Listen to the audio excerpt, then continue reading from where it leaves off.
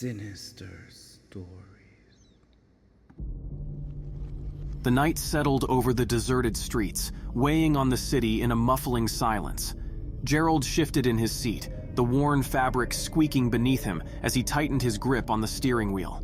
He glanced at the dim clock on the dashboard, 1:17 a.m. His shift should have ended 20 minutes ago, but he'd been assigned to do one final loop around town. It wasn't unusual to run empty at this hour, but tonight felt different, colder somehow.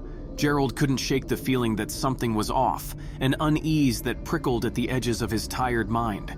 The streetlights cast long, broken shadows across the vacant seats as he drove past closed shops and darkened windows. His mind drifted, and for a moment, he thought of his wife waiting for him at home. Just one more round, and he'd be on his way back to her, to the small apartment filled with the familiar comforts of their happy life. But then, as he rounded a corner onto a stretch of abandoned street, he saw two figures waiting at the next stop. They were barely visible beneath the flickering light, cloaked in heavy black hooded jackets that obscured their faces. Gerald squinted, wondering why anyone would be waiting here so late. No one ever came on this route after midnight. He slowed the bus, almost hesitating. But duty was duty. He opened the doors with a hiss, and the two figures stepped aboard without a word. They moved slowly, each step deliberate, as if savoring the quiet. Gerald offered a polite nod, but they ignored him, walking to the very back and sliding into seats on opposite sides of the aisle. He caught only brief glimpses of their faces under the hoods, pale skin, eyes dark and sunken. A shiver crawled up his spine. The doors closed with a soft clunk, and Gerald eased the bus back onto the road, trying to ignore the sense of dread building within him. For a while, silence filled the bus, thick and unsettling. He focused on the road, hoping they'd get off at the next stop. But when he slowed at the next intersection, neither of them moved. He glanced in the rearview mirror, but they sat motionless, their faces hidden, heads tilted downward. Gerald's hands were starting to feel clammy. "All right then," he muttered, pulling away from the stop and heading toward the outskirts of town. He couldn't shake the feeling that the temperature inside the bus had dropped. He reached to adjust the heater, but stopped short when he noticed the passengers in the mirror again. They had turned their heads slightly, as if listening, but their faces were still hidden. Gerald swallowed hard. He cleared his throat, his voice sounding unusually loud in the quiet bus. "Where are you folks headed?" No response. The silence was beginning to scrape at his nerves, and he found himself gripping the wheel tighter. He took a deep breath, trying to calm himself. Maybe they were just odd, just tired or shy, but there was something deeply unsettling about the way they sat, perfectly still, their bodies oddly rigid, hands folded in their laps. After another few minutes, Gerald couldn't resist glancing in the mirror again. His breath caught in his throat. Both figures had shifted in their seats, now facing straight ahead with their hoods lowered.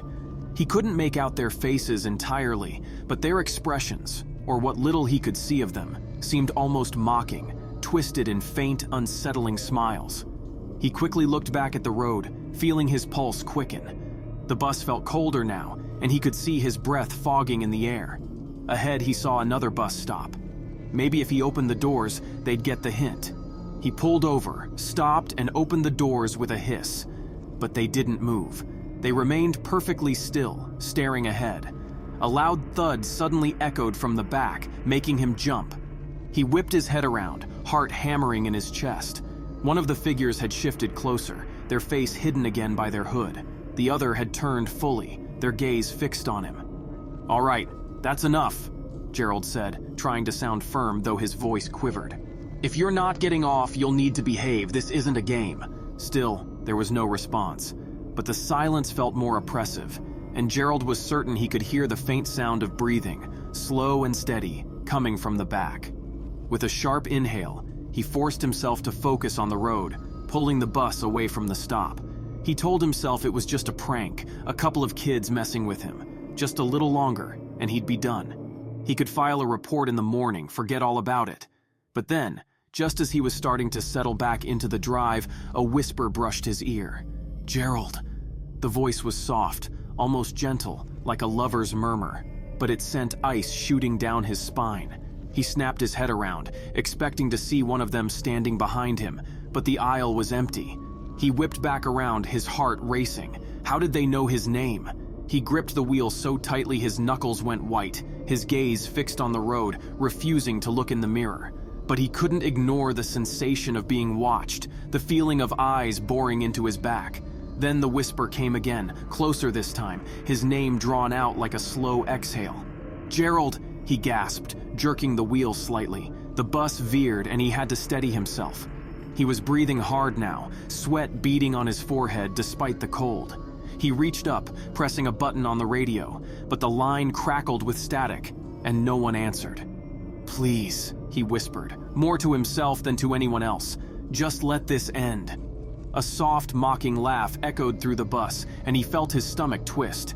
He finally looked in the mirror again, and his blood ran cold. The two figures were now seated in the middle of the bus, their faces fully exposed. Their skin was pale, almost waxy, and their eyes, dark, empty pits, locked onto his with an intensity that made his skin crawl. He couldn't look away, mesmerized by those hollow, soulless eyes that seemed to drink in his fear. One of them lifted a hand and pointed directly at him, a skeletal finger emerging from the sleeve, impossibly long and thin. "Gerald," the figure whispered, lips barely moving. The voice seemed to echo inside his head, filling his mind with a sickening dread. He tore his gaze away, his heart pounding so hard he could barely breathe. He had to get off this bus. He didn't care about the route anymore. He was going to abandon the vehicle and run. This job, his paycheck, none of it mattered. He just needed to get out. As he began to slow the bus, planning to stop and flee, the lights flickered and went out, plunging the interior into darkness. He could barely see the road ahead, his vision limited to what little light came from the street.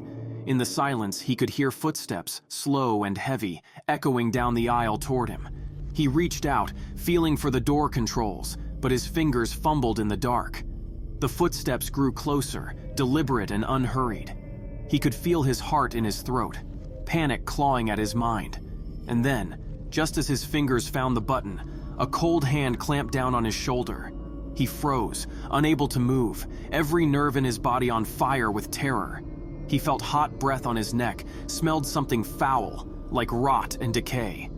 "Gerald," the voice whispered right beside his ear, smooth and venomous. "Why are you leaving so soon?" He jerked away, twisting around in his seat, but there was no one there. The two figures were back in their seats, their expressions calm, almost serene, as if they hadn't moved at all. With a trembling hand, he finally managed to open the doors. He scrambled out, stumbling onto the pavement, breathing heavily. He looked back at the bus, half expecting to see them standing at the doors, watching him.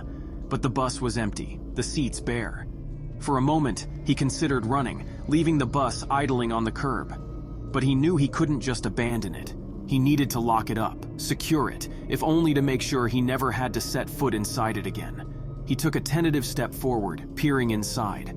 The seats were as empty as they'd been the entire route. A shudder ran through him, but he convinced himself it had been a hallucination, a trick of his tired mind. He climbed back onto the bus, feeling foolish for his fear, and reached for the keys to shut down the engine. But as he turned to exit, a faint whisper drifted from the back of the bus. "Gerald." He froze. Slowly, he turned around, his heart hammering painfully against his ribs. The two figures were back, seated exactly as before, staring at him with those hollow eyes, their mouths twisted into thin, cruel smiles. And this time, Gerald realized with horror that they were no longer alone. The seats around them were filled with shadowy figures, all cloaked, all watching him with empty, lifeless eyes. A low murmur filled the air, growing louder, a sound like distant chanting. He stumbled backward, his hands trembling, reaching blindly for the door. But it wouldn't open. His hands were numb, his vision blurring as the chanting grew louder. The chanting swelled, a guttural chorus that seemed to seep into Gerald's very bones. His head swam, the low, rhythmic sounds pounding like war drums in his ears. The hooded figures in the seats began to rise one by one, their movements unnervingly slow and deliberate. "Stay back!" Gerald shouted, his voice breaking with terror. His trembling hands fumbled over the controls, slamming every button in a frantic attempt to open the door. But the mechanism refused to respond, the dashboard lights flickering erratically. The bus seemed to hum with energy, alive in a way that felt entirely wrong. The figures closed in, their faces obscured by shadows despite the faint glow of the streetlights outside. Only the two original passengers remained seated, their hollow eyes fixed on him with a knowing, predatory gleam. Gerald? The name rolled from their lips in unison, their voices like 100 whispers condensed into one. "What do you want?" he screamed, backing against the steering wheel. His breath came in short, panicked bursts. One of the figures reached out, skeletal fingers curling toward him. Its hand seemed impossibly long, stretching further than it should. Gerald recoiled, but there was nowhere to go. The bus felt like it was shrinking, the walls pressing inward. The chanting surged into a deafening crescendo, and the figure's hand made contact with his shoulder. Ice shot through his body, paralyzing him. He couldn't move, couldn't even scream as the cold seeped deeper, wrapping around his chest like invisible chains. "You've driven us long enough," the seated figure said, its smile stretching unnaturally wide. "It's time to take you home." With those words, the lights inside the bus flared, bathing the interior in an unnatural, pulsating glow. The walls of the vehicle warped and twisted, the metal groaning as if the bus itself were alive and in pain. The windows darkened, no longer revealing the quiet city streets outside. Instead, there was only blackness, an infinite void that seemed to stretch forever. Gerald's mind reeled.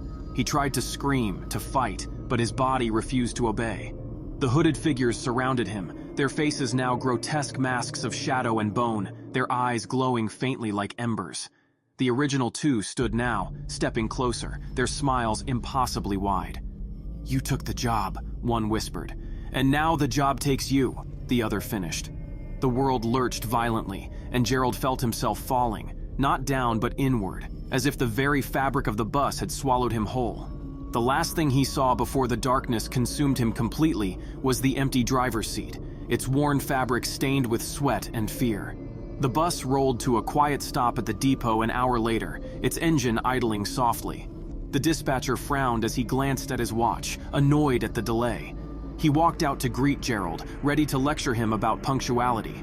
But as he stepped aboard, his irritation turned to confusion. The bus was empty. The seats were perfectly clean, the air inside cold and still.